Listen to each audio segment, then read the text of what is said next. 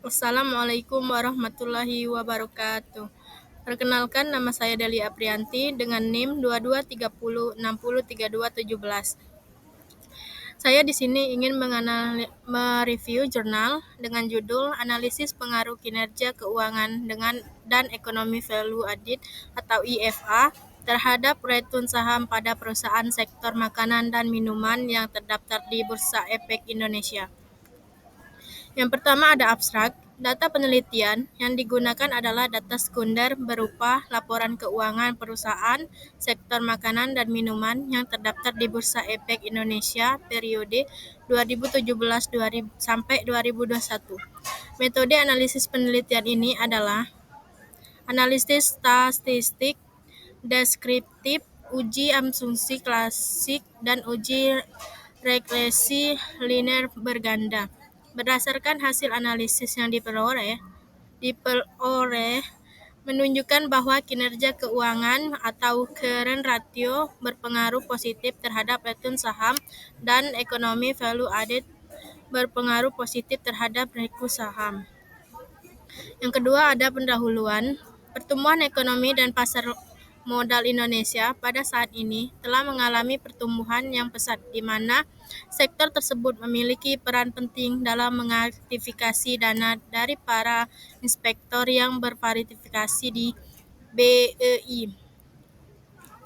Pertumbuhan modal di Indonesia juga menjadi salah satu indikasi bahwa perekonomian pada negara tersebut sedang bertambah.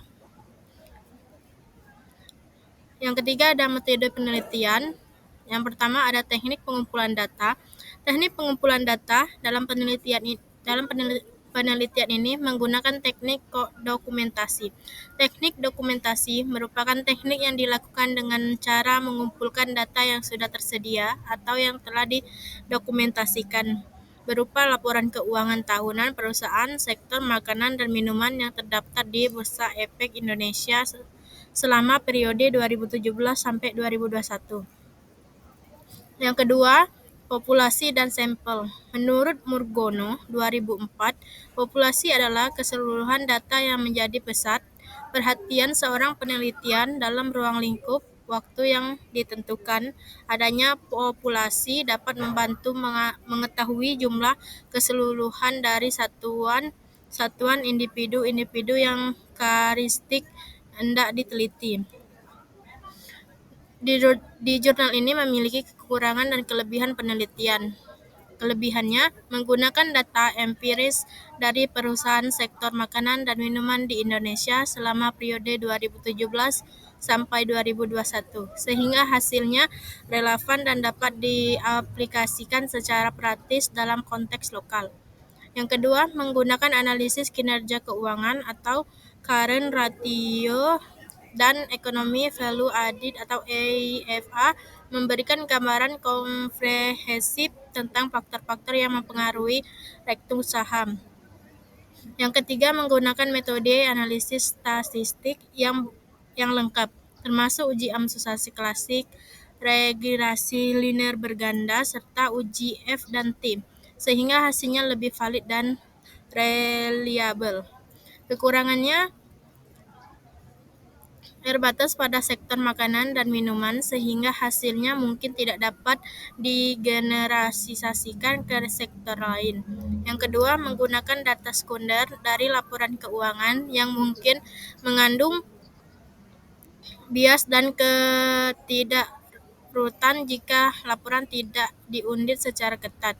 Dan yang ketiga, tidak membahas faktor eksternal lain yang juga dapat mempengaruhi rektur saham seperti kondisi pasar, kebijaksanaan pemerintah, atau faktor ekonomi makro, sehingga modelnya mungkin belum lengkap. Yang keempat, keterbatasan periode penelitian hanya sampai 2021, sehingga tidak mencerminkan kondisi terbaru yang mungkin berbeda akibat dinamika pasar dan ekonomi.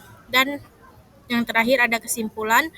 Penelitian ini bertujuan untuk mengetahui pengaruh kinerja keuangan atau current ratio dan ekonomi value added atau IFA terhadap rekun saham yang diterima oleh perusahaan sektor makanan dan minuman yang terdaftar di Bursa Efek Indonesia periode 2017 sampai 2021. Dan jurnal yang kedua, Market Value Added atau MVA, nilai tukar rupiah dan laba akuntansi terhadap rekor saham pada perusahaan telekomunikasi yang terdaftar di BEI. Yang pertama ada abstrak.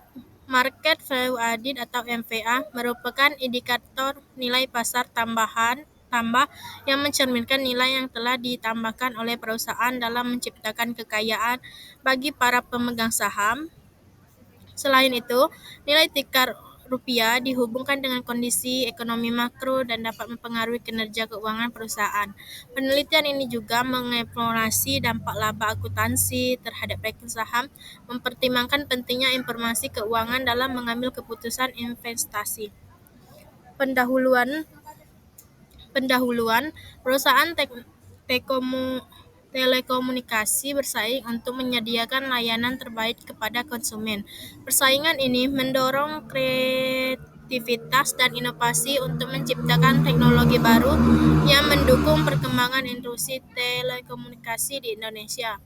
Sektor telekomunikasi merupakan salah satu industri yang tetap tangguh menghadapi pandemi COVID-19. Selama pandemi COVID-19, tuntunan masyarakat akan gaya hidup digital yang mengakses data melalui internet juga meningkatkan kinerja emiten telekomunikasi berdasarkan data yang dirilis Badan Pusat Statistik atau BPS tahun 2020. Mode penelitiannya ada 4. Yang pertama, jenis data. Penelitian ini menggunakan 2 jenis data kuantitatif berupa angka dan kualitatif yang telah diangka. Sumber data yang digunakan adalah data sekunder, yang artinya data yang tidak diperoleh secara langsung, melainkan sudah ada dan dikumpulkan oleh pihak lain. Yang kedua ada pengumpulan data. Penelitian ini mengumpulkan data dengan cara mengumpulkan serta catatan, dokumen, dan laporan keuangan perusahaan menggunakan metode dokumentasi. Yang ketiga ada populasi dan sampel. Penelitian ini melibatkan saham dari industri telekomunikasi yang terdaftar di Bursa Efek Indonesia dari tahun 2020 hingga 2022. Sebanyak 15 saham akan diambil sebagai sampel karena telah menyajikan laporan keuangan selama periode yang ditentukan oleh peneliti. Dan yang keempat, deskripsi statistik teknik. Analisis kualitatif digunakan untuk menjelaskan atau fakta yang ditemukan dalam penelitian. Metode ini memberikan penjelasan secara deskriptif terhadap hasil pengelolaan data, tetapi tidak dapat menyimpulkan mengenai seluruh kelompok penelitian. Dan di jurnal ini ada kekurangan dan kelebihan penelitian. Kelebihannya, analisis komprehensif. Jurnal ini melakukan analisis mendalam mengenai pengaruh faktor keuangan eksternal terhadap return saham perusahaan telekomunikasi di Indonesia selama periode 2020 sampai 2022. Yang kedua, penggunaan data empiris. Menggunakan data nyata dari perusahaan yang terdapat di Bursa Efek Indonesia, sehingga hasilnya relevan aplikatif untuk perusahaan model Indonesia. Yang ketiga, menggunakan metode statistik yang tepat, melakukan uji asumsi dan analisis regresi linear berganda, serta memastikan tidak ada yang masalah multikolinialitas dan autokoreksi dan heterokodasisitas. Dan yang keempat, hasil dari signifikat menunjukkan bahwa MVA dan laba akuntansi berpengaruh positif dan signifikan terhadap rektur saham, memberikan insight penting bagi inspektor dan mengambil keputusan. Dan kekurangannya adalah faktor terbatas, hanya mempertimbangkan 3 variabel MVA, nilai tukar, dan laba akuntansi, sehingga sebelum mencakup faktor lain yang mungkin mempengaruhi rektur saham seperti faktor makroekonomi, industri, dan faktor non-keuangan.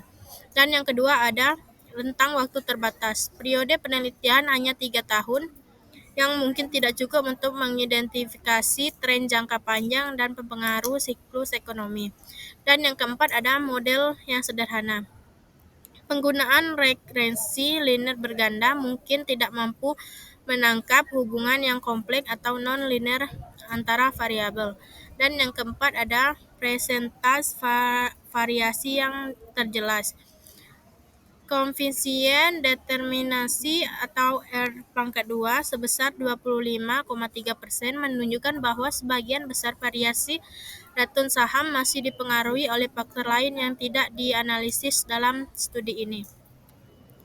Dan yang terakhir ada kesimpulan, berdasarkan hasil dari analisa data, pengujian hipotesis, dan pembahasan yang sudah dilakukan pada perusahaan telekomunikasi yang terdaftar di Bursa Efek Indonesia tahun 2020 sampai 2022, hasil uji T menunjukkan bahwa market value added atau MVA berpengaruh terhadap return saham pada perusahaan telekomunikasi yang terdaftar di Bursa Efek Indonesia selama periode 2020 sampai 2022. Artinya, jika nilai MVA perusahaan mengalami kenaikan, hal ini cenderung memberikan dampak positif terhadap return saham yang diterima oleh para inspektor. Baik, itulah penjelasan dari saya. Saya akhiri. Assalamualaikum warahmatullahi wabarakatuh.